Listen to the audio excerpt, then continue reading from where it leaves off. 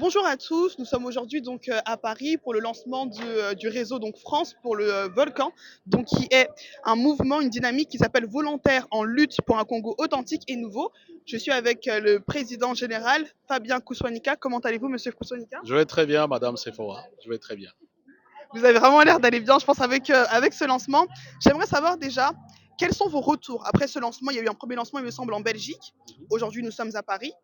Quels sont vos retours sur cette dynamique, sur justement l'effet de groupe, le public? Comment vous vous sentez après ces deux lancements? Je pense que comment dire, la dynamique est véritablement positive et ça va un peu comme si ça se renforce de plus en plus.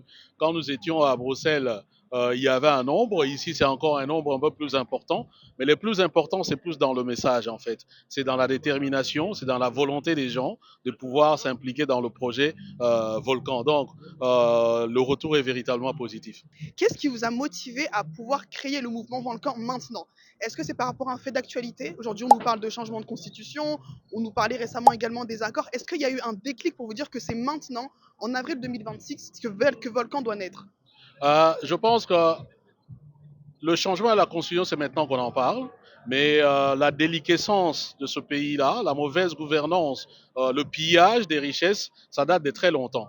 Donc, quand on est véritablement un Congolais, un patriote, qui observe ce qui se passe dans ce pays-là, on ne peut qu'être révolté. Et cette révolte-là, nous l'avons ruminée pendant plusieurs années, pas seulement moi, certainement plusieurs Congolais, et c'est comme ça que nous avons eu véritablement l'idée. Bon, dans ce que moi je fais, je suis plus dans la sensibilisation, dans l'éducation.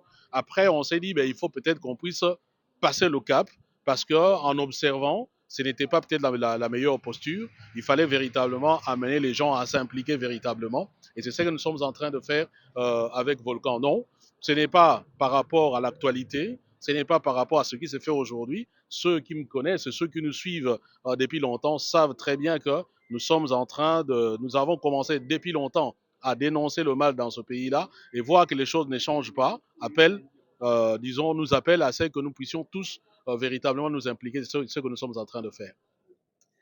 La plupart des personnes qui nous écoutent sont des jeunes entre 20 et 35 ans. Quel message souhaitez-vous leur dire, soit pour qu'ils puissent intégrer Volcan ou comprendre justement quelle est la vision de cette dynamique?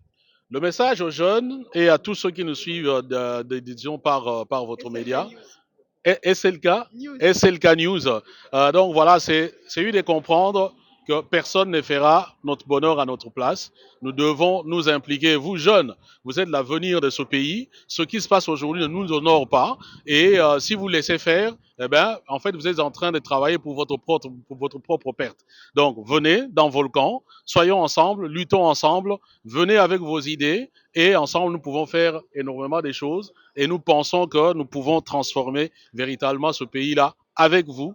Surtout, venez avec votre énergie de jeunes et elle est très importante pour Volcan. Pour ceux qui sont en France, eh ben, vous pouvez contacter la fédération. Nous avons M. Héritier Mutombo, nous avons M. Paul Odimba et toute l'équipe qui est là. Voilà, c'est déjà un point focal qui est ici. Et avec eux, on va essayer un peu de voir comment ils peuvent remonter tout ça au niveau du directoire et puis comment nous pouvons prendre en compte, on va dire, leurs demandes, leurs desiderata.